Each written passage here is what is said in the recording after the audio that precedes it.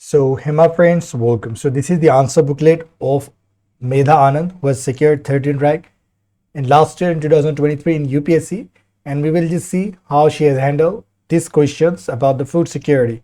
And we have been analyzing or learning English from these answer booklets.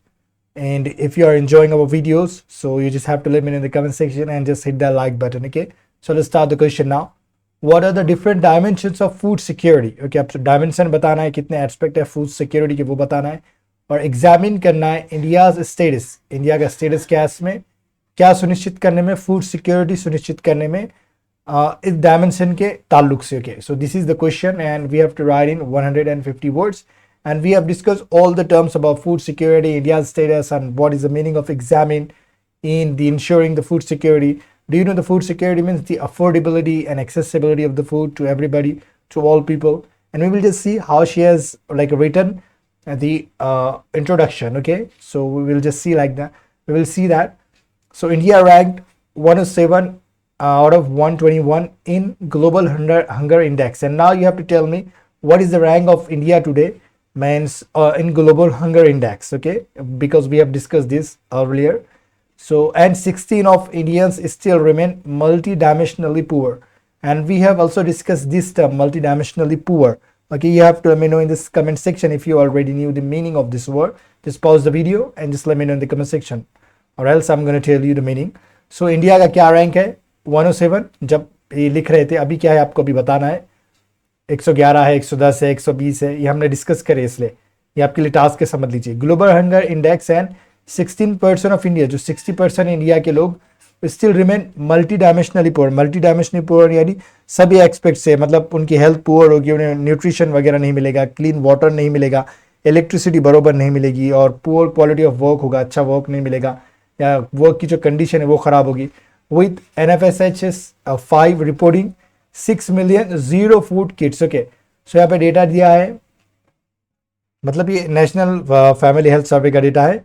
क्या report करता है? 6 million zero food kits. क्या होता है जीरो फूड किट्स? आपको पता है तो कमेंट करें, पॉज करें वीडियो और अभी बताएं. ओके, सो ये क्या होता है जीरो फूड? देखिए, एक ऐसा बच्चा है जो 6 महीने से लेके 2 साल तक का है, लेकिन उसे बरोबर क्या है, दूध पीने को नहीं मिल रहा है, कुछ खाने पीने को नहीं मिल रहा है 24 घंटे के अंदर.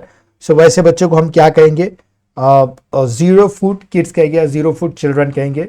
तो फूड सिक्योरिटी बिकम्स इंपॉर्टेंट.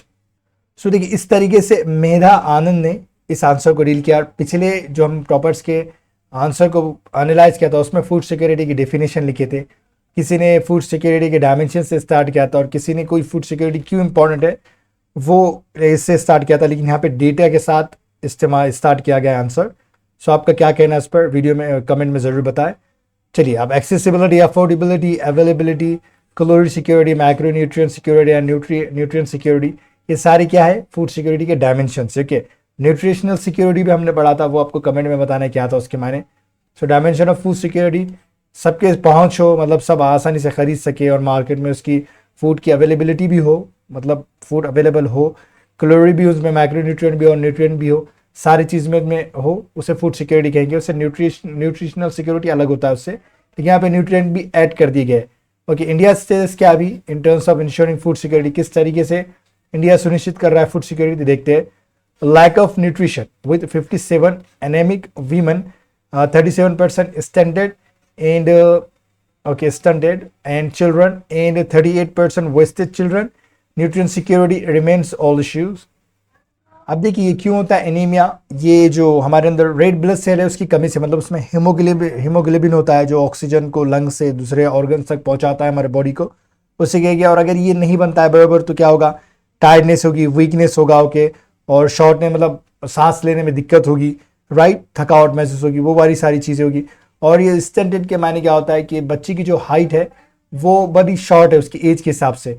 ये हमने पहली टर्म देख चुके हैं, वेस्टिंग, यानी आप इसे वेस्टिंग के मायने क्या कहेंगे. और यहाँ पे क्या है कि बच्चा ना बहुत, जो वेस्टिंग है यहाँ पे बच्चा बहुत दुबला पतला होगा उसके हाइट के हिसाब से, उसके या हाइट के हिसाब से, बिकॉज उसको न्यूट्रिशन वगैरह नहीं मिलेगा तो उसका वेट कम होगा उसके हाइट के हिसाब से, तो हम उसे चाइल्ड वेस्टिंग कहेंगे. तो 38% है, और स्टंटिंग कितने परसेंट है? 37%. न्यूट्रिएंट सिक्योरिटी अब क्या है, रिमेन्स इश्यू बन जाती है हमारे लिए कि इसे भी हमें क्या करना है, अभी इससे भी लड़ना है. ओके, तो ये बात हो रही है यहाँ पर. फिर इसके बाद देखिए triple burden of disease. Okay, triple burden यहाँ किसकी बात हो रही है? Obesity, under nutrition and treaty of rare disease, इसकी बात हो रही है. तो ये मोटापा बढ़ जाना, न्यूट्रिशन नहीं रहना और दूसरे रेयर डिसीज भी होना, ये ट्रिपल बर्डन ऑफ डिसीज में आ रहा है. There remains triple challenge of food security. तो इसे जूझने के लिए भी हमें चैलेंजेस को मतलब जूझने के लिए भी कुछ करना होगा. पुअर अवेयरनेस लेवल, जागरूकता भी कमी है हमारे पास. Street food rich in bad cholesterol like HDL residues in oil lead to rise in non communicable disease. तो जो हमारा गंदा फूड होता है, मतलब खराब फूड जिससे हम खा लेते हैं, हमें पता तो नहीं होता, दिखने को तो साफ सुथरा है, लेकिन कोलेस्ट्रॉल ख़राब होता है उसमें, और कुछ ऑयल वगैरह ज़्यादा कम होता है, ऑयल में कुछ बच जाता है, वो भी चीज़ें हमें मिलती है. और इससे नॉन कम्युनिकेबल डिसीज़ होती है, मतलब कोई किसी को छूने से या उसके सामने खांसने से वगैरह, आपको कफ करने से आपको क्या होगा, डिसीज़ नहीं होगी, जिससे आप डिसीज़ कम्युनिकेट नहीं करेगी, राइट. जैसे कोरोना वायरस हुआ था तो कैसे वो कम्युनिकेबल डिसीज़ थी, कैंसर वगैरह जो था वो नॉन कम्युनिकेबल होती है, राइट. तो shift in dietary patterns. Okay, जो खाने पीने की चीज़ें उसमें भी हमारा शिफ्ट हुआ है away from traditional food like millets etcetera. Are मतलब ये आर रीजन्स होना चाहिए, are a reason, I don't know what she is writing here, are reasons of micro nutrients deficiency. So ये जो पहले का ट्रेडिशनल जो मिलेट आते थे उसमें न्यूट्रिएंट्स वगैरह होते थे, उसे छोड़कर आज हम नए नए चीज़ें खा रहे हैं, जो जैसे जंक फूड वगैरह और pizza, burger, I don't know what we eat today. So these are like nutrient, this creates like micronutrient deficiency, okay, in human body. फिर स्टेप्स फॉर इट क्या है? Poshan Abhiyan, one cook meal है, national food security mission है, project चावल ही है ना, just like let me know in the comment section. And national millet programme है, ईट राइट कैंपेन है, नो शुगर कैंपेन है. इसके लिए स्टेप आप ये राइट डाउन कर सकते हैं. दस टू इंश्योर समृद्ध भारत, स्वस्थ Bharat is a prerequisite and that requires, what is this word? Okay, I really don't have any idea what we can read this word, so let me know in the comment section. I just searched a lot about this, but I'm not able to read this word at all, so this is your task. Just let me know in the comment section what is this word in the of government and civil society organization. So हमें ये जो समृद्ध भारत या स्वस्थ भारत बनाने के लिए ये बहुत ही इंपॉर्टेंट है कि सोसाइटी, हम सब सारे लोग, ऑर्गेनाइजेशन, गवर्नमेंट मिलकर काम करें इस पर, तभी ये क्या होगी, प्रॉब्लम दूर जाएगी, हमसे दूर होगी. So this was the video. If you have learn anything new, what you have to do, you just have to hit the like button, okay. And if you want to be notified for all our videos, what you have to do in the future means you just have to hit the subscribe button, okay. You will do with that or something with that button, but it must be clicked, okay. Okay, thanks for watching. If you are still watching this video, it means you are a serious UPSC aspirant, and keep writing and keep learning. And thanks for watching.